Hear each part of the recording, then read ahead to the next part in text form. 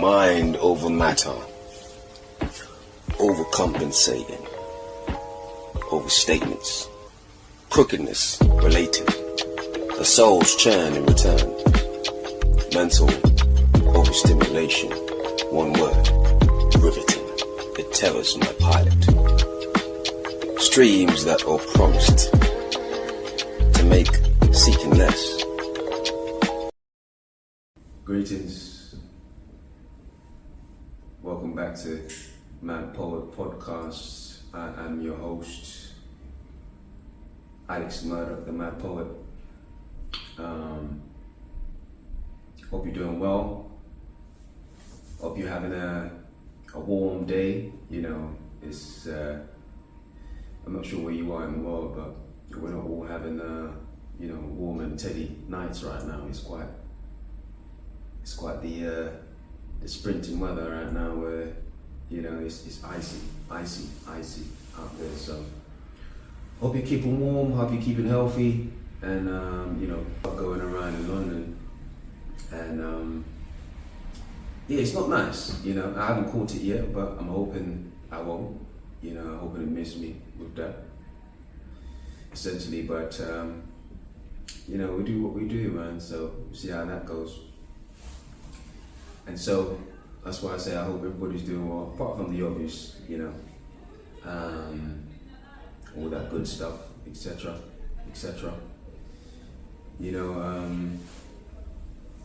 It's been that type of week. Getting used to the cold has been that type of year, or that type of half a year. I think it's been cold since around August.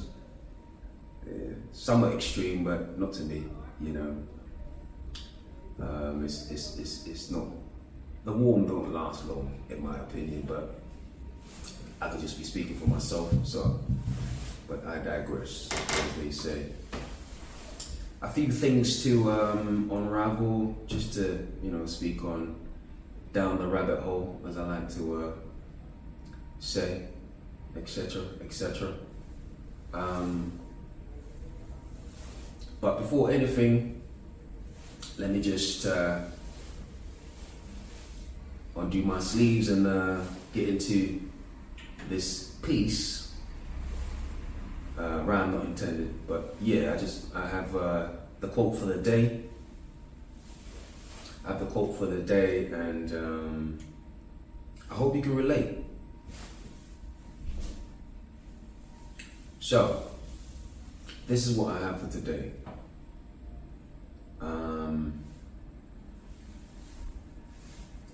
Corrosive like osmosis through the daunting times I've lived, like a solar flare with the highlights and nightmares rolling in pairs, extra squares for the solutions that I've found, wearing futility gowns, delirious in the cranium as the mind all bright like the orange splashed over the sun.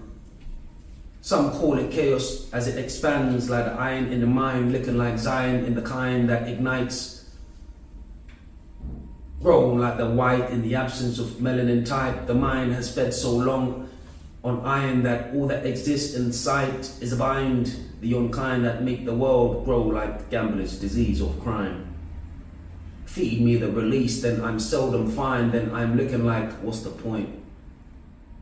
Perhaps in another time I may find solutions that make the unwind less like Kilimanjaro as I climb. Yes, indeed. So, this was the piece for today. And as I always say, I hope you can relate to where I took this one. But if nothing else, I'm here to somewhat enhance your plight to, where I'm going. And perhaps at the end of this, it might make more sense to you where I'm coming from, or where I'm looking to take this in terms of my mindset and my viewpoint. But as I always say, questions, right? Questions. And I have a few questions where this is concerned. Questions. So these are the questions I have. Well, I have a few, but let's start with here. Let's start here. Does it pay to be a pessimist and or cynical, as opposed to the optimist? Like, I suppose where I'm going is, between the two, like, what weighs more in terms of benefits? When I think about the cynical kind, the pessimist, I think that one thing that somewhat gives them or make them sleep warm at night is the fact that,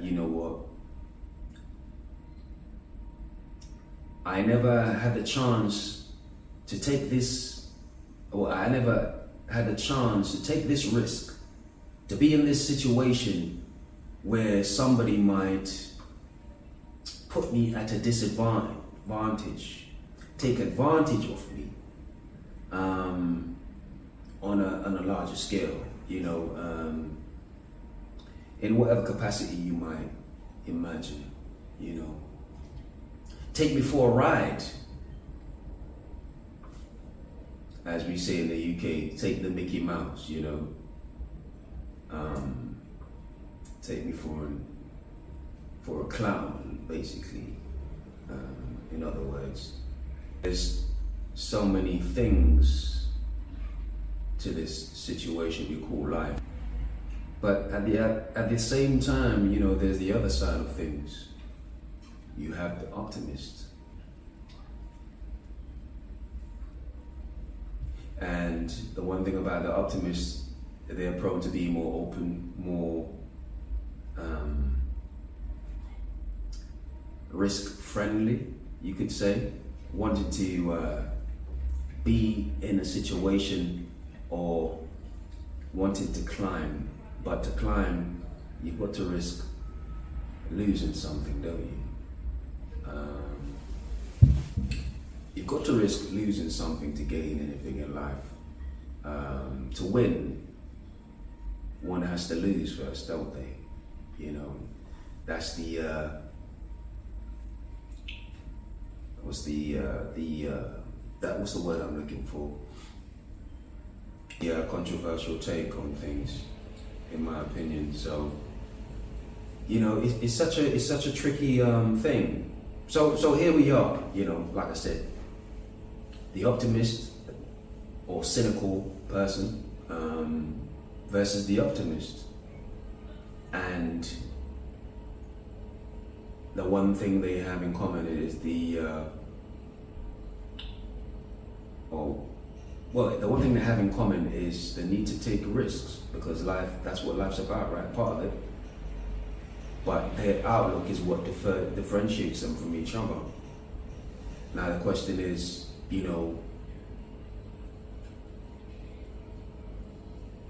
which one outlook is more beneficial, I would say. I mean, speaking from my situation personally, or the way I approach this in terms of the way I see it, I mean, for me, it would have to be, the one thing I have to say to begin with, when I think about the optimist and what they bring to the table, yes, you're more at a disadvantage, I would say, to fall into a bind, if you will, a situation. But isn't that part of life? The fact that you might fall down, trip, break your toe, break a limb, but the advantage of that is that you get to learn again. You get to learn and try again. You get to adapt. You get to, make of it what you will and change for the better, or change it for the better. That's the question, essentially. Are you able to make your situation better pertaining to what you're trying to gain and the risks that comes with that? I think we should start there, you know? Just ask yourself that to begin with. But yes, of course, I'm an optimist, and I'm somewhat biased because by default I would choose the optimist, because their plight by default resonates with me, and I think. Now, don't get me wrong, I'm not trying to say that, the pessimist doesn't necessarily take risks. However, I think there's a disadvantage that comes with that. The viewpoint of the pessimist is what somewhat put them at a disadvantage to begin with. And not only affecting your outlook, your results, I think it's a problem for your general life. So I think you really have to think about, I guess, to wrap it in a bow, to be a pessimist to that extreme that I'm speaking about, you risk not necessarily living. You don't live, do you? You're merely surviving. Yes, indeed. At the end of the day, the end goal of life is to live life trying to survive. Then I suppose you pretty much missed the point. But I just wanted to give some breakdown on that thought extensively.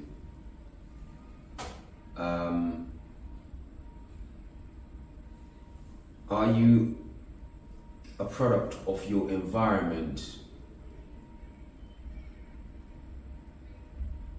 or is your environment a product of your making?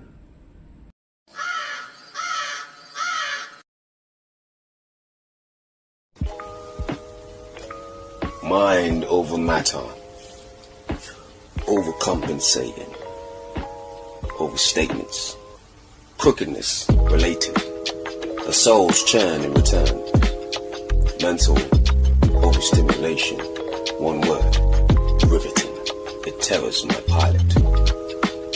Streams that are promised to make seeking less,